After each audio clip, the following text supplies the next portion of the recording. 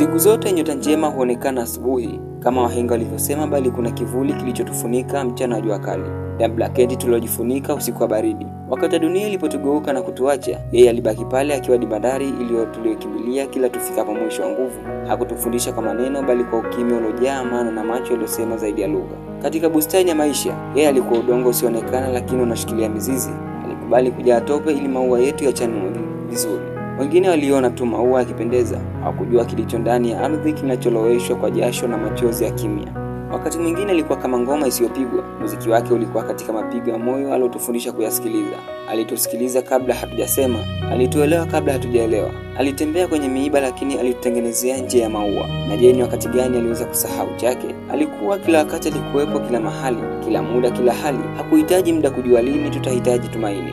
Alijua sauti ya njaa yetu kabla hata ya tumbo kulalamika. Alikuwa hadithi isiyokuisha, simulizi iliyoandikwa kwa machozi, upole na nguvu zisizoonekana moyoni mwake. Na pia kuna wakati nilimuona akiwa kimya, macho yake yameelekezwa mbali kana kwamba anazungumza na maumivu yake ya zamani. Mikono yake ilikuwa imejaa makunyanzi, si kwa uzee tu, bali kwa miaka mingi ya kazi, kujitoa na mateso aliyovumilia kwa ajili yetu. Alikuwa akiamka alfajiri kila siku kabla hata ya jogoo kuwika.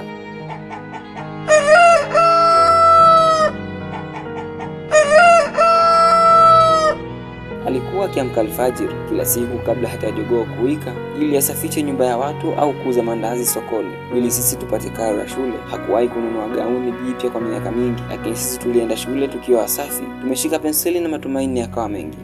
Je, ni nani huyo mwenye kujali kila hali anayopitia ili mradi amani iwepo? Sikuwahi kuelewa ni kwa nini alilia usiku mmoja niliposema, mama, natamani ungekuwa na maisha mazuri kama mama rafiki yangu. Alinitazama kwa muda mrefu, macho yake akiwa na machozi yasiyotiririka, kisha akasema kuwa maisha yangu ni mazuri nikiwa na wewe. Mama hakuwahi kulalamika, aliendelea kupika, kusali na kututakia mema hata wakati mwili wake ulipomsaliti. Alikuwa shujaa. Siku zote na sauti ya mwanawe inapoanza kulia,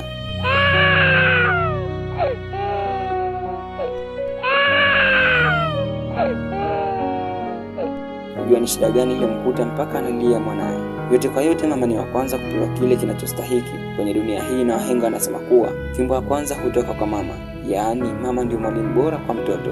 Ujuzi na utashi wa kujua yote ya heri kutoka kwa mama ni mikono yake ya Bi Ramadhan iliyotumika kuandalia makala haya. Pamoja na alikusimulia makala haya, ni kutakia usikilizaji mwema wa makala nyingine.